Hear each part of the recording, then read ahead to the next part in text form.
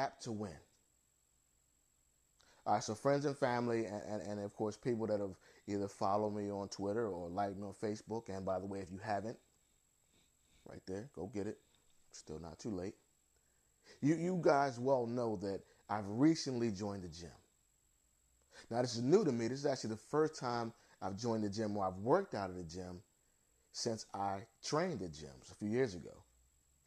So it's a little different, My workouts have been at home, or I've done some sports-specific workouts with my athletes and so forth. But trying to get to a different level, I realized it was time for me to get back to a gym. Now I selected a gym, picked a gym because it was close by. It was a friendly gym where me and my wife could both work out, and it also met the needs that I had in terms of price point, no contract, and so forth. But what I didn't do is I didn't spend a lot of time at the gym doing a tour. Did a brief tour, kind of stood in the entrance. I said, okay, that's where that is. That's where those are. That's where that is. All right, good. That's it. Sign me up. I actually ended up signing up online about a week later. But what I didn't realize until I got there on Monday for my first workout is that their dumbbells only went up to 60 pounds. Now listen, I'm not going to be applying for any strongest man competitions, but for some exercises when I'm doing my dumbbell work, I'm 80s, 90s, 95s. So 60, of course, just wasn't going to get it. And I didn't realize until I sat down on the bench, tightening my gloves up, ready to get to work. And then I look over at the rack and I see 60 pounds. Now I'm like, whoa, wait a minute. Are there some more weights somewhere? I'm looking around and, is there a big boy section where the real weights at? But that was it, 60 pounds. So I had to adapt.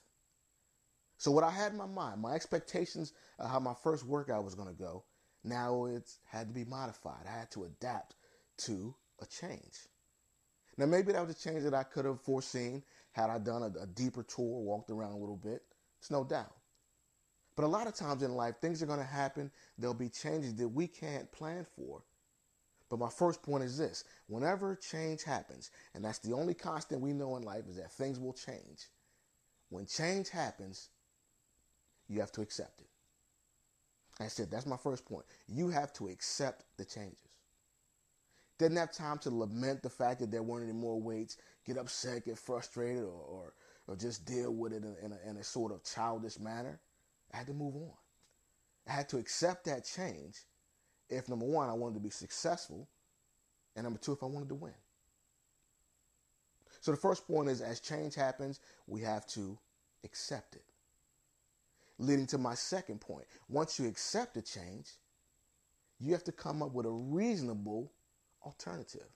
For many of us, part of the problem is when change happens, not only do we not accept them, but because we're not accepting and we're frustrated and we're angry about the change, we don't even prepare or come up with a reasonable alternative because we're too busy dealing with the fact that the change has inconvenienced us, taken us out of our way, or somehow altered our course.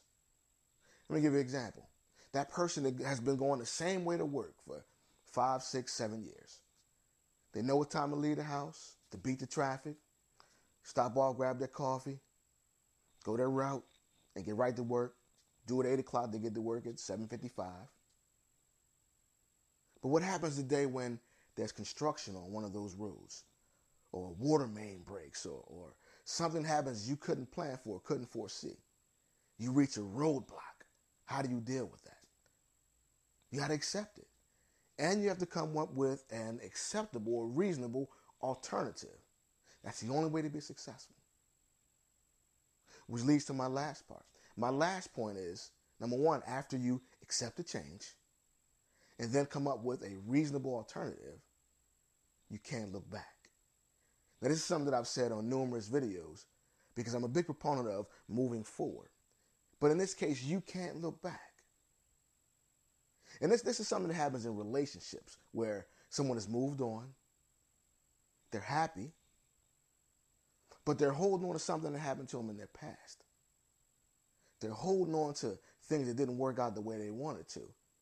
They're blocking their own blessings and they're not being successful because they're too busy looking back.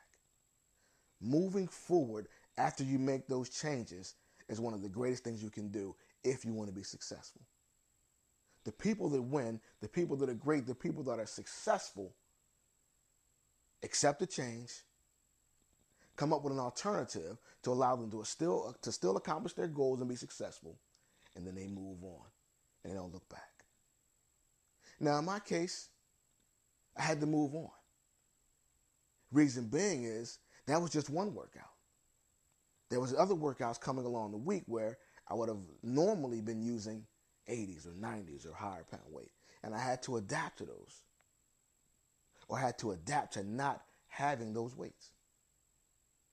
Had I stayed where I was, or even moved on, but then been frustrated about it, oh man, what am I going to do Tuesday?